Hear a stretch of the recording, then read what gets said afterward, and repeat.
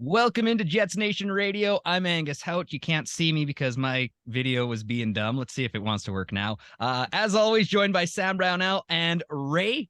Ray, can I say your last name? Yeah, you can. Okay, it's Ray Howe. You know, they're pretty cool. I mean, it says it right there. It does. I don't know. Some people get weird about it. How are you guys doing on Super Bowl Sunday? Not too bad. Looking forward to the big game. Definitely, yeah. Any predictions early on before we get to game time, which is going to be here in like an hour? I think Chiefs are going to win, but we'll see. I think it either way, it should be a good game. I know sometimes this Super Bowl can be a boring one, but I think both teams are good enough. It'll be entertaining, that's for sure. Yeah, I agree. I think that the Super Bowl, it's just like it's going to be a close game, but I also have the Chiefs as well. Oh, I feel like an outsider going with the Eagles. Well, you're a dirtbag, and so are Philly fans. So yeah, so it makes sense. We all connect together. We're getting closer and closer to the trade deadline. We haven't shut up about it for the last 3 weeks, so might as well keep going with that. First off, I want to know: is there anyone on this team right now that is unmovable, minus Connor Hellebuck? I assume we're talking about prospects, not roster guys, right? Oh, we can talk roster guys as well. Everyone on the roster is not moved. Well, every forward, I would say. Maybe he'll throw like a Janssen Fjallby or maybe even a Gustafsson. I mean, the way Stenlund's been playing, Gustafsson isn't really getting back into the lineup. Maybe one of those bottom guys, but everyone else is untouchable, I would say. Yeah, I would say that like most of the top six would be like an untradeable thing and kind of like the same with the top four. But I think there's some interesting names like Appleton and Gustafsson that can be kind of dangled in a trade. Okay, yeah, I think Appleton would be a good piece that might get thrown in just because he does have a couple of years of term for like not too expensive. Yeah, I think that like he might just be a cap casualty where you don't really want to move him, but when you're bringing in money, you also have to kind of move money out, and there's not a lot of other people that are making a good amount of money in that like $1 to $2 million range. So he's kind of just like the person that just kind of defaulted to the money out.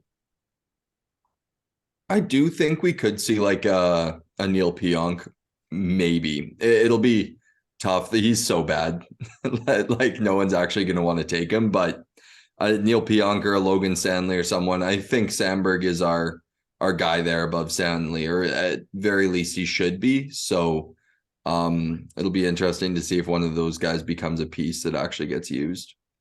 Yeah, I could see Villy or Stanley getting traded out, but yeah, Sandberg, like you said, he's pretty much a mainstay with this team at this point.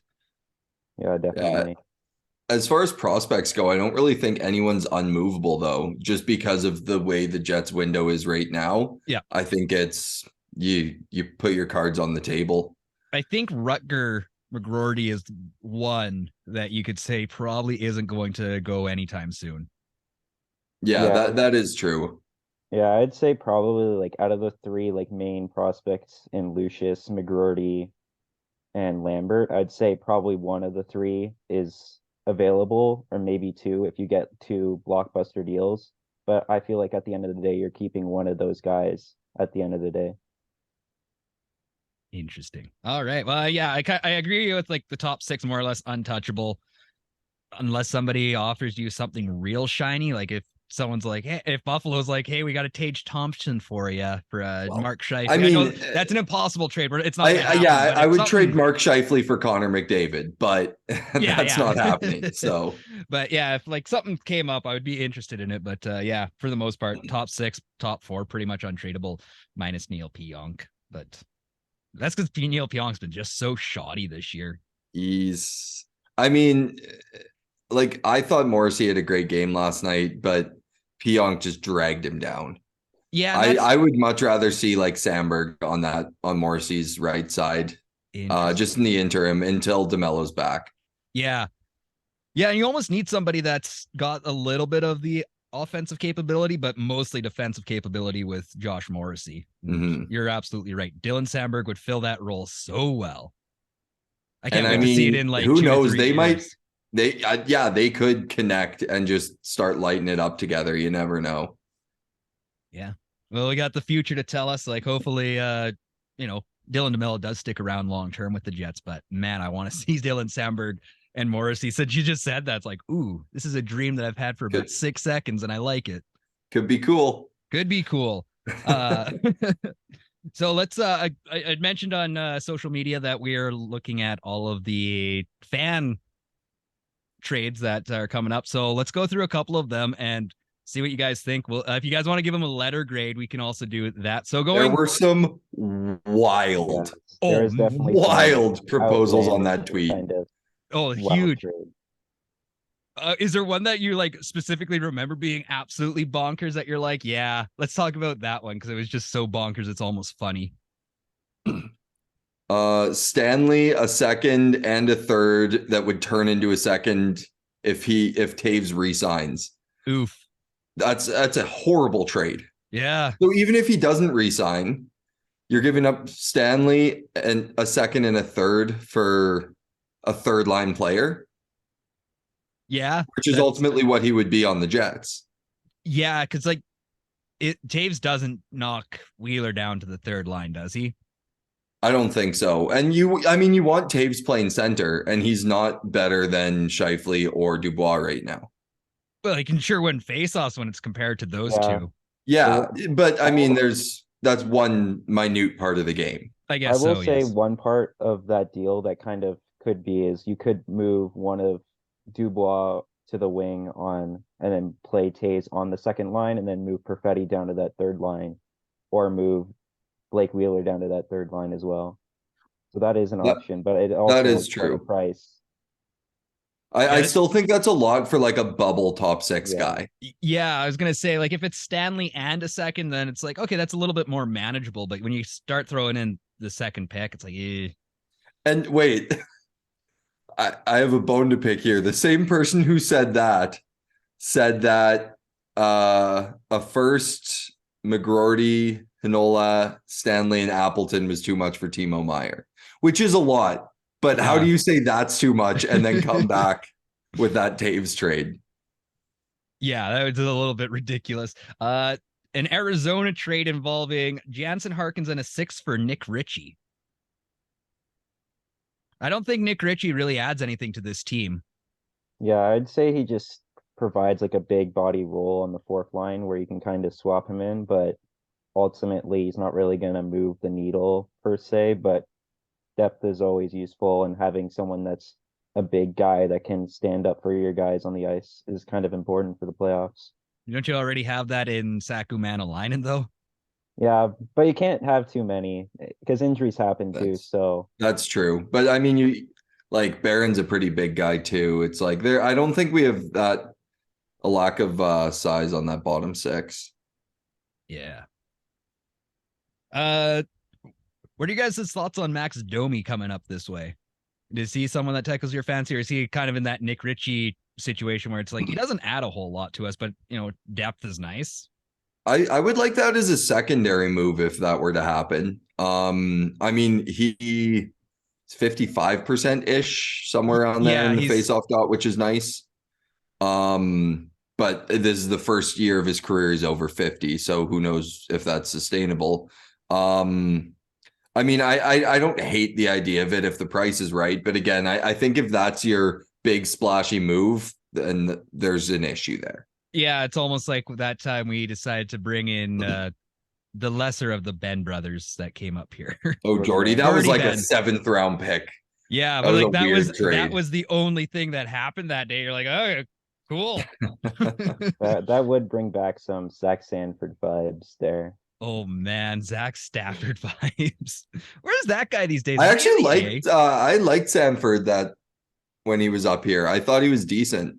During that second stint that he was kicking around? He was here twice. Yeah, he was here as like a rookie briefly and then got traded and somehow came back. I'm 90% sure that's what happened with him. That's why we were so Chevy was horny to get that guy on our team. So JVR, James Van Riemsdyk from Philly to Winnipeg. I think that actually pushes the needle a little bit further with the guy that doesn't have, big sexy numbers, but it's a decent name that you can bring in. I like that for like, are you looking at the one that it's a third for JVR? Yeah, I think it's a bit of an underpayment for JVR, but if you could, maybe you toss in a second or a young guy. Or 2/3 or something, or like a third and a fourth or something Yeah. like that. Yeah, I do like that. And that is a name that Friedman is connected to Winnipeg a few times. So I think that's definitely something that Chevy's been looking at. I mean, I like it. The guy can score. Again, I don't think that's your primary move. I am so dead set on getting Timo Meyer, and I know I'm going to be sad when it doesn't happen. But I don't think that's your primary move. But as a secondary move, or like a JVR and a Domi, or JVR and a Taves, or something along those lines, I wouldn't hate. You essentially just want to add two pieces to this Jets roster is kind of what you're at. Well, if you're not getting that big guy, then I think a couple, like, you do need one guy who can play top six, whether that's JVR or Domi. Isn't JVR? There's two of them. Trevor is the defenseman. Yeah. James is a left winger. Okay. Which, I mean, we have such an abundance of left wingers, so that one almost shoots you in the foot. Yeah. I think like also if the cap that he would have to be at too, like retained, it would still be like over $3 million. So it's like it's taking up a lot of your space too. So the price wouldn't be as high based on his performance, but at the same time, if you get a JVR, you might not be able to get someone else, but like a Taves, because you won't be able to have the cap work out. Well, unless you move out Appleton. When we get to the trade deadline, do the Jets not have like $10 million in free cap space? Yeah, they do have $9 million, but it will still be tight regardless if you go for JVR, because you don't know how much like is going to be retained as well. So okay, that makes sense. Yeah, because if you got to pay him the full $6 million, it's not a great number to look at. Yeah, I think there would definitely have to be some retention there, and I don't see why Philly wouldn't do that. Just for the last stretch of the year, if it gets them a 1 round earlier draft pick to retain some cap, I feel like they would. So if the Jets don't get the big sexy name in Timo Meyer, is there someone that you would be okay with as a plan B? I mean, the guys we've talked about, again, like JVR, the Taves, Domi, any, like, I love the idea of getting Puljujärvi, to see if you can have a reclamation project there and see if you can turn him around. Just a change of scenery might be good for the Moose. So, well, I was talking to a friend of the show, Noah Fuchs, out in Portage, and he's like, you don't need a reclamation project right now. Cause like, if it turns out fantastic, but how many times do those projects legitimately work out for a team? That's true. Like, you got the window right now. Do you really want to waste it on Jesse Puljujärvi? As much fun as that would be. Like, don't get me wrong. I'm thinking like if the price is right, there's talk about him going on waivers. Yeah. I mean, if he goes on waivers, like, why not kick the tires on him? Yeah. But at the same time, nobody's traded for him. So what's going on? And it's the same thing with Chychrun, where it's like, why hasn't there been that trade yet? Yeah, there might be a trade right now though with LA with Chychrun. So Chychrun might be off the market. Yeah, because he sat out last night, right? Yeah. But like, I also heard Toronto might be looking at that. Yeah, the Leafs Nation this morning just excited. We're like, we're gonna get ourselves Jacob Chychrun. That's all I hear from those boys. So the guys at Leafs Nation, they're excited. They think they're gonna get their Wonder Star in Chychrun. I mean, Toronto loves to believe in nonsense since the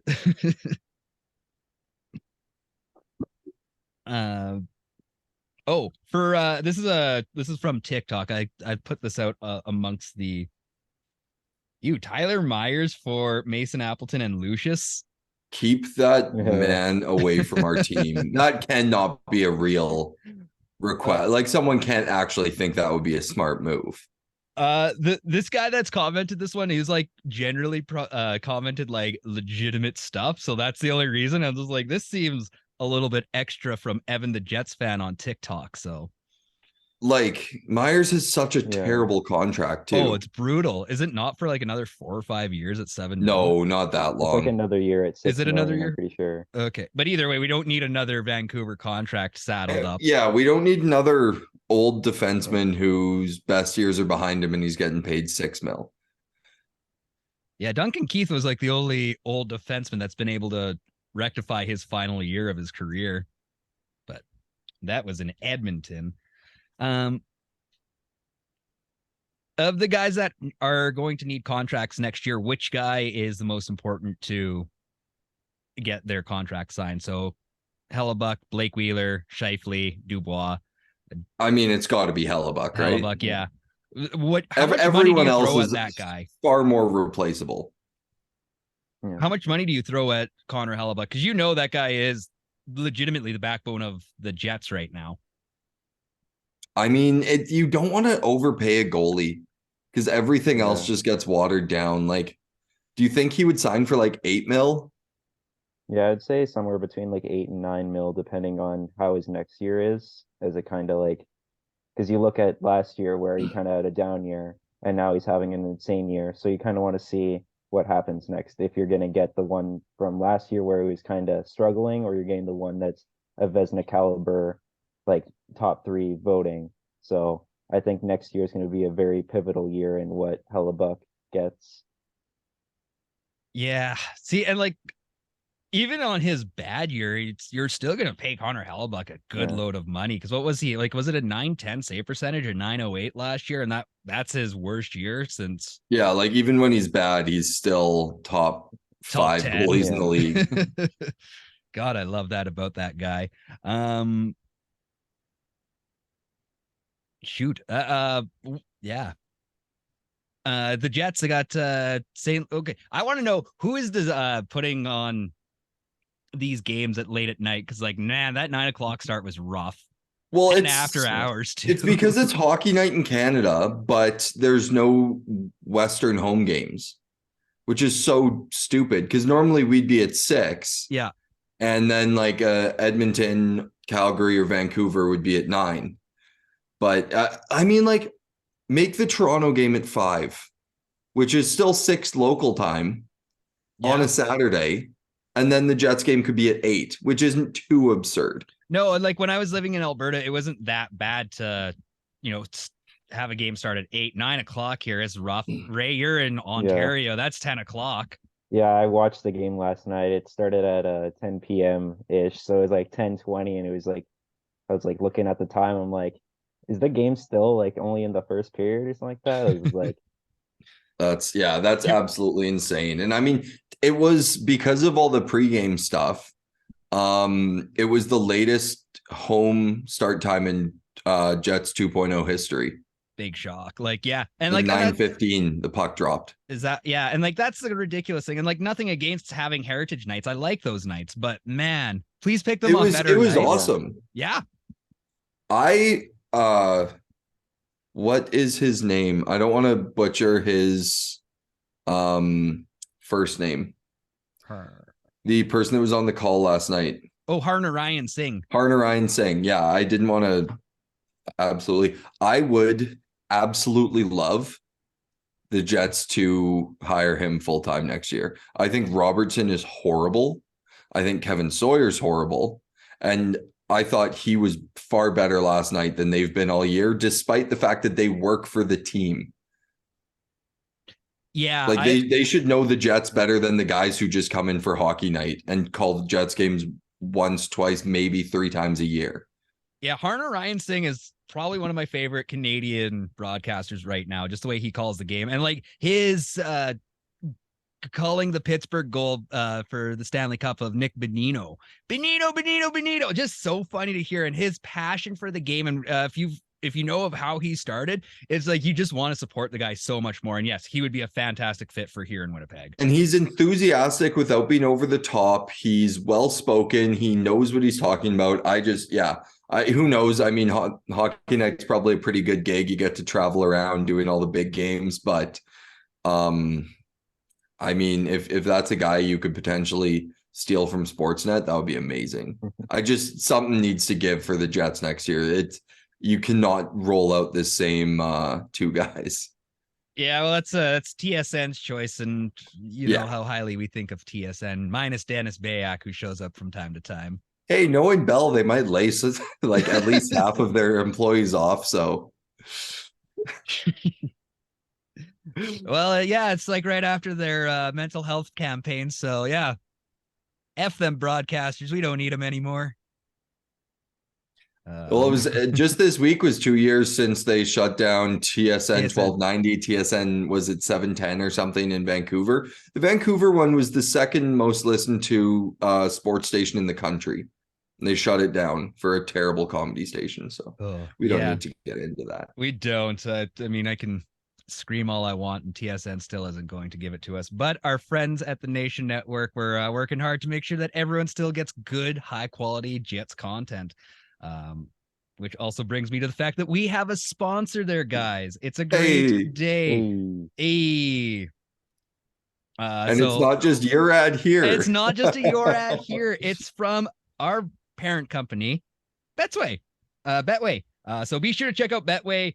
Check out the latest Jets game day odds and bet on the NHL. So betway.com. If you're on Ontario, I'm sure the Western provinces will get Betway one of these days. But until then, that's our ad. So until then, Ray can use it. Yeah. Ray can use that. Ray, I hope you make hundreds of thousands of dollars betting, because that's how everyone gets rich these days, is by betting.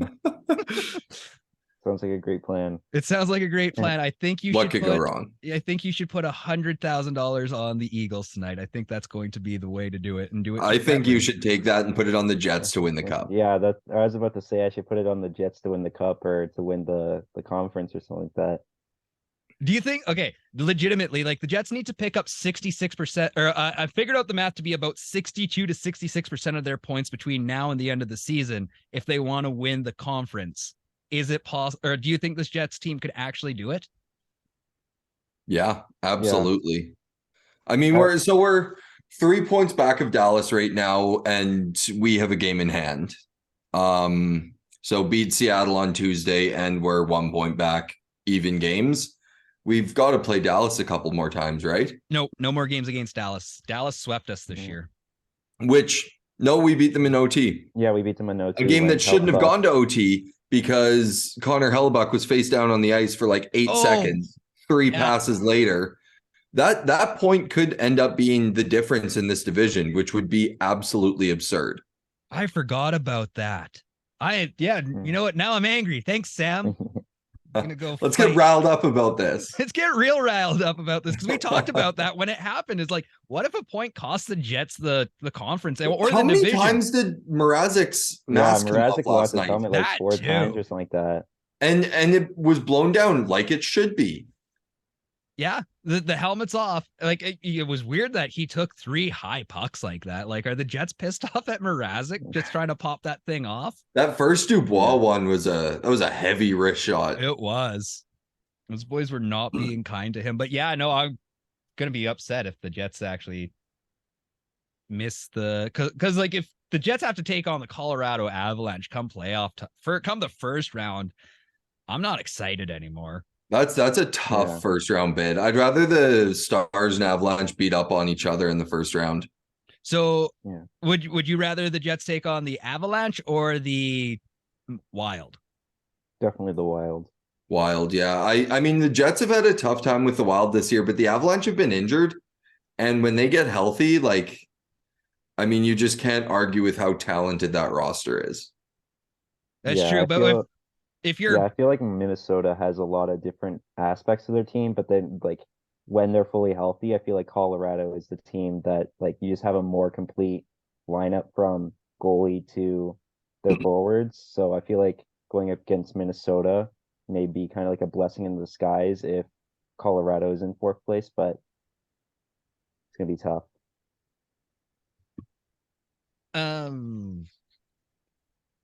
Well, doesn't Minnesota, Winnipeg's always struggled with Minnesota. So there's always not in the playoffs though. Not in the playoffs. That one time in 2018, Hey, that was fun. It was fun. I'm not I discrediting. was you. actually in Minnesota for game one of that. Like the game was in Winnipeg, but my rugby team was down in Minnesota for a tournament. So we all showed up to a sports bar to watch and Jet stuff, and we sang "Oh Canada," and we were just assholes. It was a great time.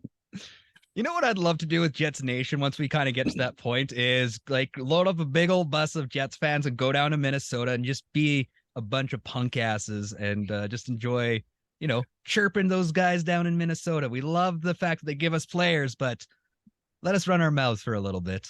There you go. And enjoy their American fast food because every now and then that seems like it's a really good idea. Yeah, but also like Colorado, I think Winnipeg has the upper hand against the Avalanche because of Connor Hellebuck. Just plain and simple. Like, yeah, you can. I think the Jets can take on a Nate McKinnon or a Cale Makar. It's going to be tough. Quite frankly, I think the Jets can beat anyone in the West. A lot of that's going to depend on Connor Hellebuck, of course, but I mean, are you Vegas ever worried about injured. Connor We'll Hellebuck though? No, I'm not worried about him, but like there's a chance they'll need him to steal a game or two.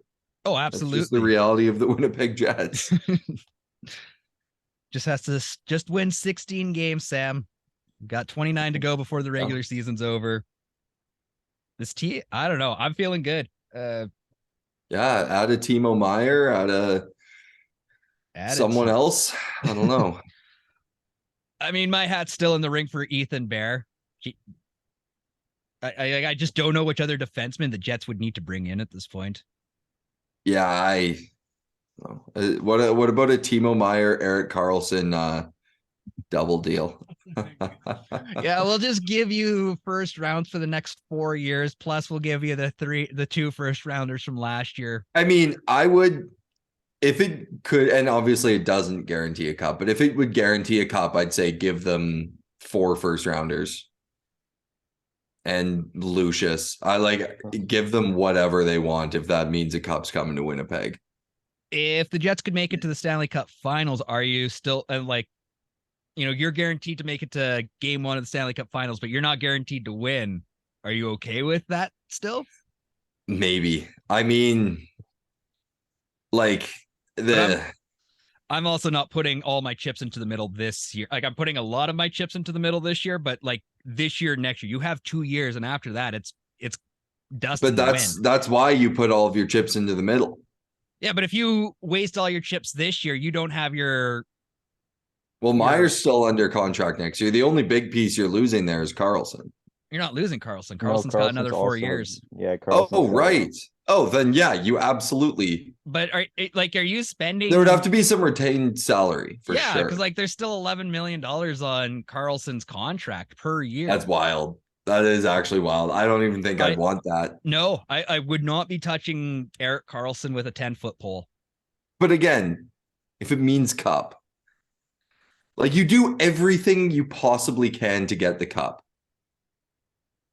Look at, for example, the Philadelphia Eagles. They went all in. They got their Super Bowl in 2017. They were terrible for a couple of years, but then they eventually built it back up. But if you throw away 4 first rounders between now and 2000, go all in for the cup. So you're fine. No first rounders between now and 2027. Yeah. If it means. And then, hey, if you get your cup this year, you trade all your UFAs next year and you get those first rounders back.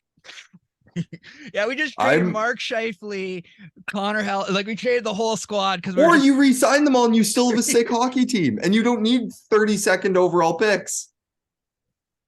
That's fair. Yeah. That's basically a second round pick. 2 years ago, it was literally a second round pick. Yeah, yeah. Obviously, you don't hemorrhage your entire future. That's what I'm saying. I'm joking around a little bit here, okay, but I mean, good. you get that cup any possible way that you can. Yeah, I mean, like I said, I'm all in on pushing in most of my chips. I just don't want to lose it all for one run and then realize, do what Columbus did 5-6 years ago, where they put all the chips in to win a playoff round for their first time, and then that was that. Yeah, but the way the Jets are right now, they're winning a playoff. They should win a playoff round. Yeah, they should. without making any Should. moves. You had arguably the guy who's having the best season for a defenseman in the NHL right now. He has 77 points or something absurd, or 70 or whatever. And You had a first line winger. And you're talking about Blake Wheeler, who's still producing at 40 points in 44 games, just shy of a point per game at 36. Yeah. Yeah. Like, and that's why I keep saying, like, if you push Blake Wheeler down to your third line and you have somebody that's still producing at a second line rate, this team is going to be unstoppable come playoff time.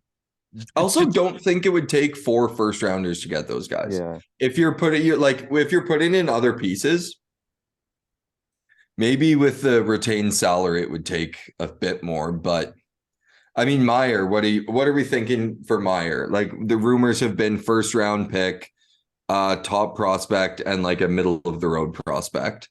Yeah. So is what I've been hearing. Maybe like another pick if he resigns or something like that.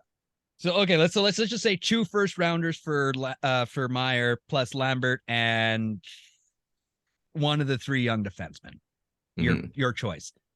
That's fine with Timo Meyer, but then you know if you're why are we talking about Erik Karlsson? That guy's not going to be a ticket. I don't know.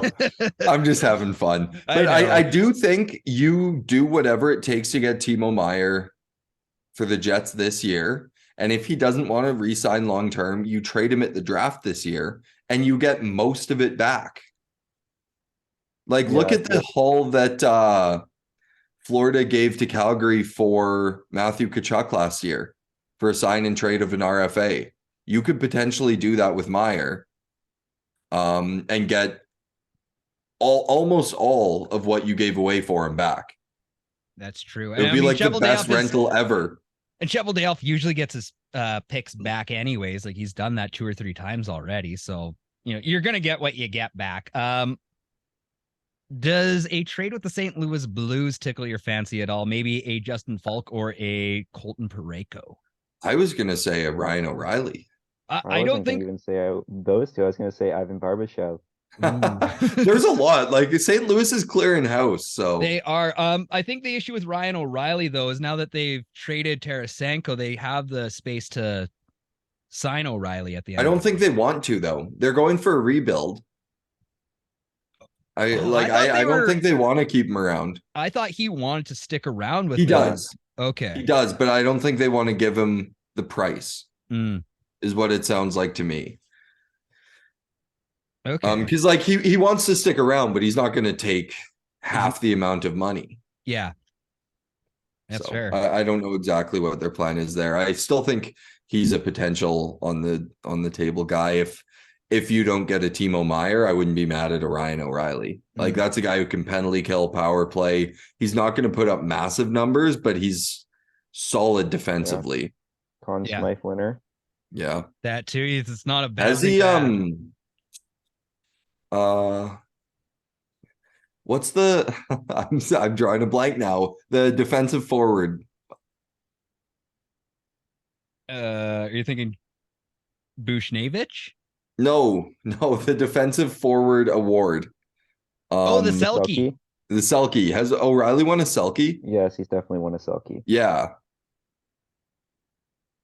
What would you be trading for? I don't know. That could be a solid and I mean he could. I think he's a right shot. Like, he could play on the wing, but also bring a guy that can win faceoffs. Like, if he's on Dubois' right wing with Kyle Connor on the left, and then you have a left-handed and a right-handed guy who can take faceoffs. Yeah, you're pretty unstoppable. The problem is Ryan O'Reilly isn't right-handed, but he's left-handed? Damn. Yeah. I guessed. I went with it. At least you sounded confident. Okay, put him on Scheifele's wing then. Then you've got a right-handed and left-handed guy who can win. Do you really want to push Perfetti down to the third line? Is he going to excel there? Yes. 100%. I think if we get one top 6 guy, we'll see a bit of a mix between Perfetti and Wheeler in the top 6. I think it'll be depending on game and game situation, which guy slots into that spot.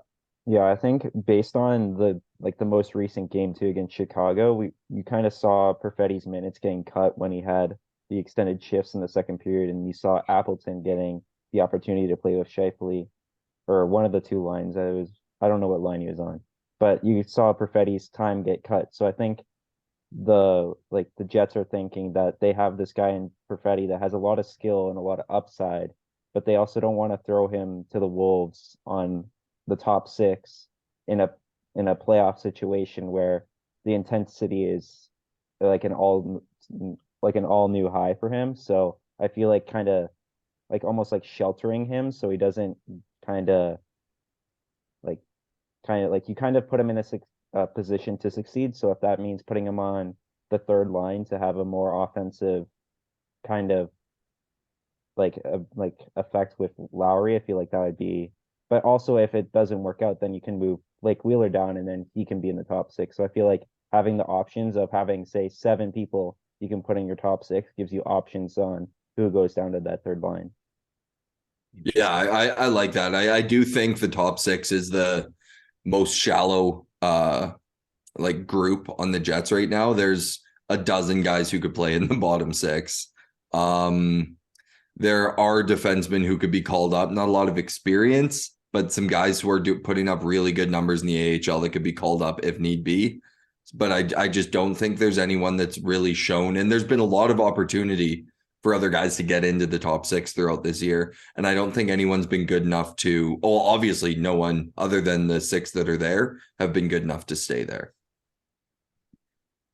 Yeah, it's almost a little disappointing that we've had so many guys try their shot on the top six and just have not worked out. And it proves how good you actually have to be to play in the top six in the NHL. There is a legitimate level difference of how good you are playing top versus six, or top versus bottom six. Sorry. I want to go back to Buchnevich. What would you trade for him there, Ray? I want Barbashev. Barbashev, sorry.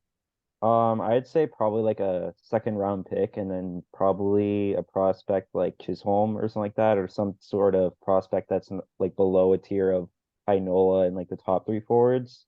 But I feel like that'd be a pretty good price because he also comes at a cap hit at like $1 million or something like that. So you don't really need to. You can like get a Timo Meyer and get him. So I feel like that. Oh, go ahead. I just feel like he's like one of those like secondary target options where if you miss out on Meyer, you can go for him, or if you don't get Meyer, you can get like him and Max Domi or something like that. Okay, so again, just a great plan B if worse comes to worse. All right, yeah, because I just see him that. Would you? Sorry, would you rather have a Buchnevich than a JVR? Definitely. I feel like the way that Ivan Barbashev plays, he's like kind of like a middle six, like kind of power forward S player that kind of brings just kind of brings everything. Like he forechecks, he's kind of just like Lowry in that sense where he's kind of grinding it out every shift, every day, and you kind of get some offense from him that you kind of wouldn't really expect. So I feel like what you get in him versus a JVR, I feel like you're getting a lot more of like a physical game than just pure offense. So and then he can also like be an option for the penalty kill as well. So I feel like he provides more options, but I feel like it would come at an increased cost for what else he brings on top of what a JVR would bring. Yeah. And I'm looking at Barbashev's cap friendly page right now and still said Buchnevich there. So yeah, I like that. I think just having that versatility of where where you can slot him into the lineup, but also into different situations and special teams and all of that is definitely a bonus. Excellent. Well, that's all I've got. You guys want anything else to discuss about these Winnipeg Jets? Maybe discuss what's coming up this week, because it's not a bad week. We got Seattle, Columbus, and New Jersey between now and then getting ready for that big New York swing as well. New Jersey, New York. That's going to be a fun one. And then New York a few days later as well. That game I will be at for the 2:30 Sunday. But who decides that Valentine's Day needs to have a game of hockey? I'm sorry, some of us have things that we need to take care of. Hey, some of us don't. Yeah, R.I.P. I'm so sorry. I think I mean you got to beat Seattle at home. They've been good this year, but I feel like they've been slumping a bit. It feels like they've Yeah. had like both ridiculous highs and ridiculous lows as a team, but more highs than lows because they're still like what, second in the Pacific. Well, yeah, they won their 3 games going into break, but they're 0-3 coming out of it. They lost 4-0 to the Islanders, 3-1 to the Devils, and 6-3 to the Rangers. Oh, and then they just beat Philly last night. Or sorry, they beat Philly today. So 1-3 coming out of the All-Star break, but Philly's Philly. Yeah. Even though they beat the Jets, they're still terrible. Yeah, well, sometimes you just have to show up for those games that you should just easily win. Yeah. I think the Jets will beat the Kraken and Columbus. I Yeah, I hope mean you we got to beat beat Columbus. I don't want to get swept by Columbus this season. What a heartbreaker that would be. That'd be brutal. Yeah, that'd be not I mean, fun. they did just beat Toronto at home. They did, but I mean, like anytime you get to watch the Leafs lose is a good day.